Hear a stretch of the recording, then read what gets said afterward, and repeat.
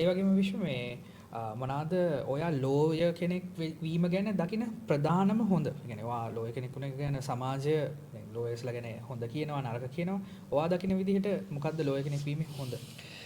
මම හිතන්නේ මේ මොනවා හරි අපි කරපු දේවල් හින්දානේ අපිට යම් යම් ටැලන්ට්ස් හම්බෙන්නේ. මම දකින හොඳම දේ තමයි මම දකින මූලිකම දේ තමයි මට අර පොඩ්ඩක් කතා කරන්න පුළුවන් කමක් තියෙනවා නම් ඒක හොඳ විදිහකට පාවිච්චි කරන්න සහ ඒක මගේ කැරියර් එකට මගේ ජීවිතයට ෆෘට්ෆුල් විදිහට පාවිච්චි කරගන්න මට ඒක මම හිතන්නේ ඉතාමත්ම වැදගත්.